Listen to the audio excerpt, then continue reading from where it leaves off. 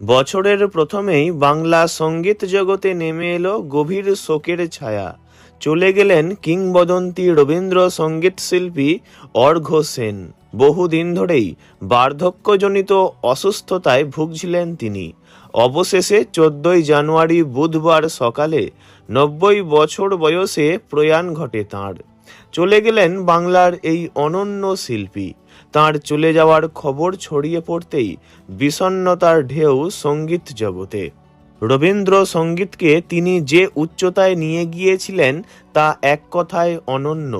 অর্ঘ্য সেনের গলায় রবীন্দ্রনাথের গান যেন রূপ পেত আরও গভীর অনুভূতির।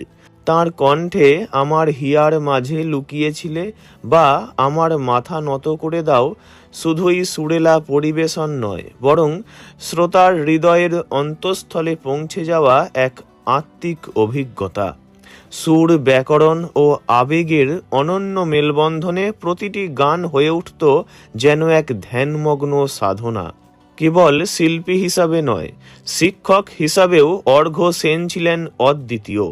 তিনি বিশ্বাস করতেন রবীন্দ্রসঙ্গীত শিখতে হলে কেবল সুরের জ্ঞান যথেষ্ট নয়, প্রয়োজন চরিত্র, আভ্যন্তরীণ অনুভূতি এবং কবির ভাবধারাকে অনুধাবন করা। তাঁর স্নেহ, কঠোর অনুশাসন ও শিল্প দৃষ্টি থেকে তৈরি হয়েছেন অসংখ্য প্রতিভাবান শিল্পী, যারা আজ দেশের বিভিন্ন প্রান্তে রবীন্দ্রসঙ্গীতকে সমান নিষ্ঠায় ছড়িয়ে দিচ্ছেন।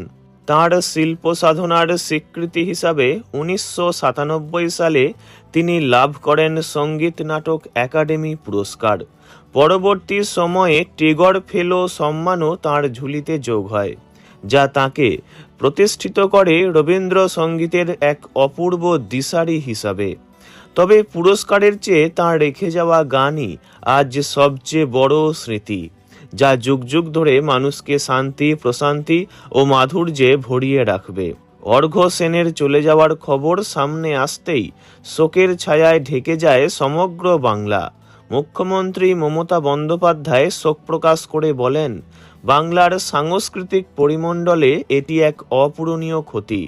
সঙ্গীত মহলের প্রবীণ থেকে নবীন সকলেই অর্ঘ্য সেনকে মানেন। তাঁর মৃত্যু মানে রবীন্দ্রসঙ্গীতের এক দৃঢ় স্তম্ভ ভেঙে পড়া। জীবন থেমে গেলেও শিল্পীর গান বন্ধ হয় না। অর্ঘ্য সেনের কণ্ঠ আজ নীরব, কিন্তু তাঁর গাওয়া গানগুলি চিরকাল বাজবে শ্রোতার মনে। রবীন্দ্রসঙ্গীতের এক অবিনশ্বর প্রতীক হয়ে থেকে যাবেন অর্ঘ্য সেন। ভিডিওটি এইটুকুই। বিনোদন জগতের সব রকম খবরাখবর জানতে চ্যানেলটি অবশ্যই সাবস্ক্রাইব করবেন। ধন্যবাদ।